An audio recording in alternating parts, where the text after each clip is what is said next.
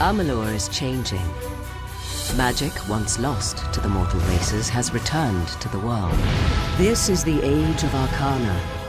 Order is giving way to chaos and destruction, and the Fate Weavers know that there are none in this world fated to save it.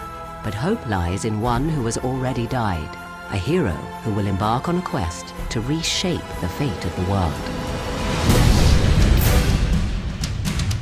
The legend begins in the Well of Souls, when gnomish scholar Fomerus Hughes finally succeeds in his attempts to restore life to the dead. The pursuit of immortality. You're the only proof of what we've achieved here. The hero's search for answers leads to the Fate Weaver Agarth, who sets the hero on a treacherous journey to discover the truth. Fate's weave is always hard to see, but your path is yours to determine. Along the path to find truth and meaning, the hero will encounter a number of factions that want to enlist the aid of the Fateless One. The hero may find it advantageous to join one or more of these factions, for they each possess unique knowledge that will help him on his journey.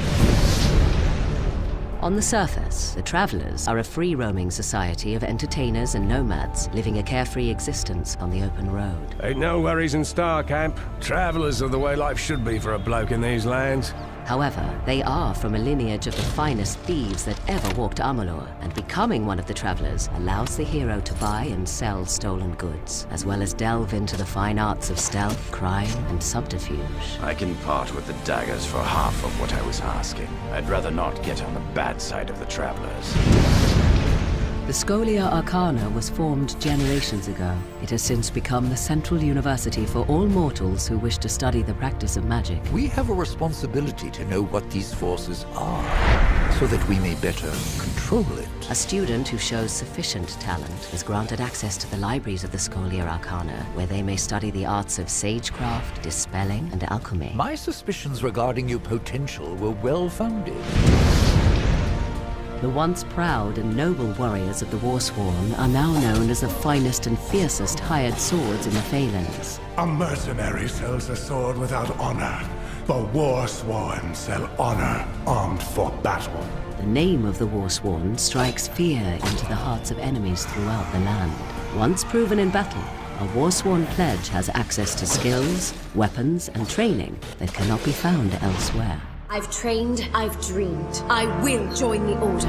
Amalur is host to more than just mortal man and their factions. The world is riddled with other races with numerous alliances, from the studious gnomes to the immortal Fae. Long ago, the Fae split into two courts, each with many houses. In the Summer Court, the House of Ballads is the keeper of songs and lore. The house ensures those defining tales are never forgotten. In these dark times, a hero is needed to relive the tales of old and continue the song. Meanwhile, in the Winter Court's House of Sorrows, few follow the old ways, and for the first time in living memory, the House of Sorrows will welcome an outsider into their ranks. It is not a simple task I ask of you. We need someone who understands that. But even the immortal Fae are helpless against the forces that are rising in Amalur, a twisted new sect from within the Winter Court, the Tuatha. The Tuatha grow in power, driven by their strange new god toward the destruction of all mortal life. They are warriors, priests, and zealots who worship the god under the mountain and obey only Gadflow, their malevolent leader. For the first time in the history of the world, Fae have marched to war against the young races, and after a long decade of conflict, it seems that the Tuatha will emerge victorious. The rise of magic has upset the balance in Amalur, and the world teeters on the brink of chaos. Death has freed the hero from the bounds of fate, but there is a treacherous journey ahead for the Fateless One. With divided factions and warrior insurgents with their own agendas, the escalation of pure evil in the war-torn land will challenge and ultimately shape the hero's destiny.